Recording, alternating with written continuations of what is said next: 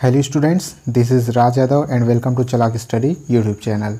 तो स्टूडेंट्स, इस वीडियो में हम लोग इस बारे में बात करने वाले हैं कि जो टीजीटी पीजीटी के स्टूडेंट्स हैं वो अपना फॉर्म भरते समय कौन सी गलती ना करें। ठीक है, यानी कि जो टीजीटी पीजीटी और ख़ास तौर पर ऐसे स्टूडेंट जो टीजीटी और पीजीटी दोनों के लिए एलिजिबल हैं और जो दोनों के लिए अपना फॉर्म भरना चाहते हैं या जो दोनों के लिए फॉर्म भर चुके हैं, वो स्टूडेंट्स खासकर इस वीडियो को ज़रूर देखेंगे जो दोनों पोस्ट के लिए अप्लाई करना चाहते हैं। और क्या गलती ना करें फॉर्म भरते समय, इस बारे में हम लोग इस वीडियो में देखने वाले हैं। ठीक है, तो ये EMRS की जो वैकेंसीज आई हुई है उन स्टूडेंट्स के लिए हैं जो EMRS की फॉर्म भरना चाहते हैं। और जैसा कि आपको पता होगा कि उसकी फॉर्म भरने की डेट एक्सटेंड हो चुकी है, 1 महीने ज़्यादा बढ़ा दी गई है। अभी पूरा 1 महीना बचा हुआ है। ठीक है, तो अगर आप लोगों ने अभी तक फॉर्म भरने के बारे में नहीं सोचा है या फिर अगर सोच के भी आप लोग फॉर्म नहीं भरना चाहते थे, तो एक बार फिर से सोचिए और जा कर के फॉर्म भर दीजिए। ठीक है, क्योंकि ये एक गोल्डन अपॉर्चुनिटी है। इसके बाद हो सकता है कि इस साल जो है कोई भी टीचिंग वैकेंसीज़ देखने को ना मिले। यही एकमात्र वैकेंसीज़ है, जैसा कि मैंने पहले की वीडियो में कहा है कि ये एक प्यासे के लिए कुएं के जैसा है। ठीक है, जो भी टीचर एग्ज़ाम की तैयारी कर रहे हैं उनके लिए ये एक गोल्डन अपॉर्चुनिटी है, क्योंकि इसके बाद आपको कोई भी टीचिंग एग्ज़ाम्स की वैकेंसी इस साल तो कम से कम देखने को बिल्कुल नहीं मिलेगी। तो चलिए आगे बढ़ते हैं। आगे बढ़ने से पहले अगर आप लोगों ने इस चैनल को अभी तक सब्सक्राइब नहीं किया है तो प्लीज़ इसको सब्सक्राइब जरूर कर लें, क्योंकि EMRS से रिलेटेड जो लेटेस्ट अपडेट है वो आपको सबसे पहले इस चैनल पर मिल जाएगी। ठीक है, EMRS की तैयारी भी इस चैनल पर आप लोग कर सकते हैं। इस चैनल के माध्यम से बहुत सारे वीडियोज़ अपलोड हो चुके हैं और बहुत सारे अलग अलग सब्जेक्ट के वीडियोज़ अपलोड अभी होने बाकी हैं, जैसे कि पेडागोजी, हिंदी, अलग अलग सब्जेक्ट के कंप्यूटर भी उसमें शामिल है और सभी के सिलेबस इसमें मिल जाएंगे। अगर आप लोग को अपने सिलेबस देखने हैं, ठीक है, तो आप लोग प्लेलिस्ट में जाकर वीडियोस देख सकते हैं। तो इस चैनल को सब्सक्राइब जरूर कर दीजिएगा। अगर वीडियो पसंद आएगा तो एक लाइक और शेयर भी उसको कर दीजिएगा। तो चलिए अपने वीडियो को स्टार्ट करते हैं। यहाँ पर हम लोग देख लेते हैं कि क्या कहा गया है। जो ऑफिशियल वेबसाइट ऑफिशियल नोटिफिकेशन है उसमें फॉर्म भरने के बारे में क्या कहा गया है कैंडिडेट्स के लिए। ये नोटिस है, ठीक है, नोटिफिकेशन कि a candidate may apply for more than 1 post if he she is eligible and desired to do सो।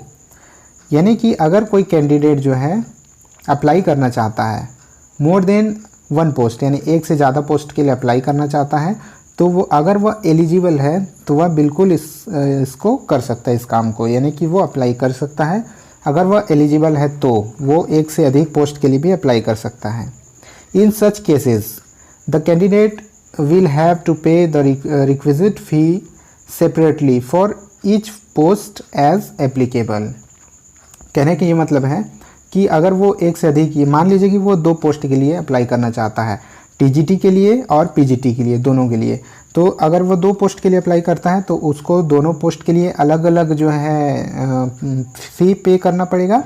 ठीक है, इसके अलावा एक मोस्ट इम्पॉर्टेंट जानकारी ये है कि उसको 2 अलग अलग अकाउंट भी बनाने पड़ेंगे, यानी कि 2 अलग अलग रजिस्ट्रेशन उसको करने पड़ेंगे और उस रजिस्ट्रेशन के ज़रिए उसको 2 अलग अलग फॉर्म भरने पड़ेंगे और 2 अलग अलग फ़ी उसको पे करने पड़ेंगे अलग अलग सेपरेटली, जिसमें जो कि इसमें कहा गया है। ठीक है, तो जो भी कैंडिडेट्स अगर 2 फॉर्म भरना चाहते हैं, पीजीटी टीजीटी, फॉर एग्ज़ाम्पल अगर मैं लेके चलूँ कि अगर आप टीजीटी जो है सोशल साइंस से भरना चाहते हैं, ठीक है, सोशल साइंस SST से भरना चाहते हैं टीजीटी, और आप अगर अपना पीजीटी जो है पीजीटी हिस्ट्री से भरना चाहते हैं, तो आप अगर एलिजिबल हैं, अगर आप एलिजिबल हैं दोनों के लिए तो आप बिल्कुल भर सकते हैं।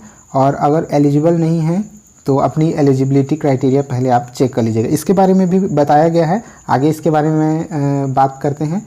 ठीक है, तो अगर आप 2 पोस्ट के लिए भरना चाहते हैं तो बिल्कुल भर सकते हैं अगर आप एलिजिबल हैं तो सबसे पहले अपनी एलिजिबिलिटी क्राइटेरिया चेक कर लीजिएगा।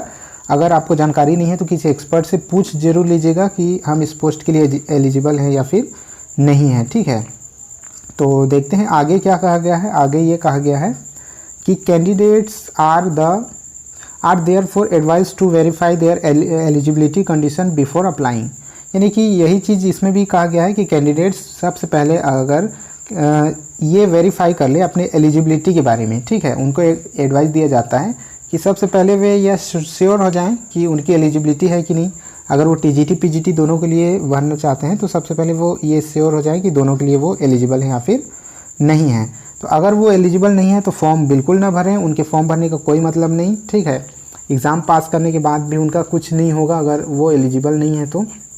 इस वजह से पहले वो ये श्योर हो जाए कि वो एलिजिबल है, उसके बाद ही फॉर्म भरें, क्योंकि fee once paid will not be refunded, ठीक है, अंडर एनी सर्कमस्टेंसेस। यानी कि अगर एक बार वो फ़ीस पेड कर देते हैं तो उसके बाद फ़ीस रिटर्न होने की का कोई चांस नहीं है, फ़ी आपका किसी भी मोड में रिटर्न नहीं होगा। अब मोड से याद आया कि इसमें ये भी कहा गया है कि आपको सिर्फ ऑनलाइन मोड पर अपना फ़ीस पे करना है, ठीक है, ऑनलाइन मोड पर ही अपना फ़ीस पे करना है। अगर इसके अलावा आप किसी भी माध्यम से किसी दूसरे के अकाउंट में, मान लीजिए गलती से आपने दूसरे के अकाउंट में फ़ीस पे कर दिया, ट्रांजैक्शन कर दिया, या फिर दूसरे माध्यम से आप ट्रांजैक्शन करना चाहते हैं तो वो नहीं हो पाएगा। ये सिर्फ ऑनलाइन माध्यम से यहाँ पर ट्रांजैक्शन संभव है। तो ये थी कुछ बातें, जैसे कि आप एक से अधिक पोस्ट के लिए अप्लाई कर सकते हैं, बिल्कुल कर सकते हैं अगर आप एलिजिबल हैं। लेकिन इसके अलावा एक चीज़ आपको ध्यान देना है कि आपको सबसे पहले श्योर हो जाना है कि आप उस पोस्ट के लिए एलिजिबल हैं कि नहीं। तो जो टीजीटी पीजीटी के स्टूडेंट हैं इस बात पर बिल्कुल ध्यान दें, क्योंकि यही बात टीजीटी पर भी लागू होती है। कई बार वो एलिजिबल नहीं होते, कई बार स्टूडेंट्स और फॉर्म को फिलअप कर देते हैं, ठीक है। तो आप पहले श्योर हो लीजिए कि उस पोस्ट के लिए आप एलिजिबल हैं या नहीं, और यही चीज़ जो है पीजीटी के स्टूडेंट के लिए भी लागू होती है। और खास करके जो टीजीटी और पीजीटी की दोनों को भरने वाले जो स्टूडेंट हैं उन पर तो बिल्कुल लागू होती है। इसके अलावा फ़ीस के बारे में भी यही कहा गया है कि फ़ीस किसी भी हाल में आपका वापस नहीं किया जाएगा, रिफ़ंड नहीं किया जाएगा, और फ़ीस आपको सिर्फ ऑनलाइन मोड में ही पे करना है। तो ये थी कुछ बातें। इसके अलावा EMRS से रिलेटेड इस चैनल पर बहुत सारे वीडियोज़ अपलोड हो चुके हैं और बहुत सारे वीडियोज़ अपलोड हो रहे हैं प्रतिदिन।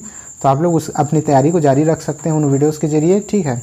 अपना चेक कर सकते हैं MCQ के ज़रिए, अपना जो भी आपका पढ़ा हुआ अपना ज्ञान है आप चेक कर सकते हैं। इसके अलावा बहुत सारे वीडियोज़ अपलोड होने अभी बाकी हैं, तो जुड़े रहें चैनल के साथ। और जिन्होंने अभी तक सब्सक्राइब नहीं किया है तो प्लीज़ चैनल को सब्सक्राइब जरूर कर लें, क्योंकि इस चैनल पर आपको EMRS से रिलेटेड लेटेस्ट अपडेट मिलती रहेगी समय समय पर, ठीक है। तो अगर वीडियो पसंद आता होगा तो एक लाइक ज़रूर कर दिया करिए आप लोग, क्योंकि लाइक करने से जो ऊर्जा वो बनी रहती है हमारी आप लोगों के लिए वीडियोस बनाने के लिए, ठीक है। तो वीडियो को लाइक और शेयर ज़रूर कर दिया करिए, ठीक है। इस वीडियो में इतना ही, अब मिलते हैं नेक्स्ट वीडियो में, तब तक के लिए जय हिंद।